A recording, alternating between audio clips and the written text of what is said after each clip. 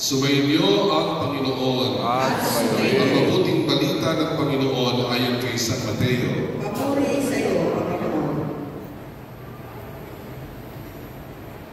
Ganito ang pagkapanganak kay Jesucristo, si Maria na kanyang ina at si Jose na nakatakda ng pakasal. Ngunit bago sila nakasal, si Maria ay natagpo ang nagdadalang tao. Ito ay sa pamamagitan ng Espiritu Santo. Isang taong matuwid itong si Jose na kanyang magiging asawa, ngunit ayaw niyang mapahiya si Maria. Kaya ipinasya niyang hiwalayan ito ng lihim.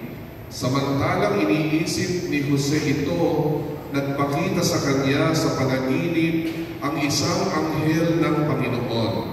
Sabi nito sa kanya, Jose, anak ni David, huwag kang matakot na tuluyang pakasalan si Maria, sapagkat siya'y naglihim sa pamamagitan ng Espiritu Santo. Manganganak siya ng isang lalaki at ito'y pangangalan mo, Jesus, sapagkat siya ang magliligtas sa kanyang bayan sa kanilang mga kasalanan.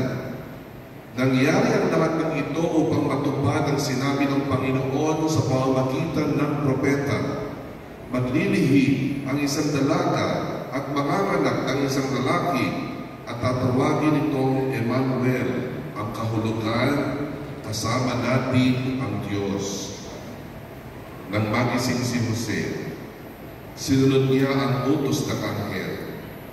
Pinakasalan niya si Maria, ngunit hindi ginalaw ni Jose si Maria hanggang sa maipanganak nito ang isang sanggol na lalaki na pinangalanan niyang Jesus. Ang mabuting balita ng ating kaligtasan. Pinupuri ka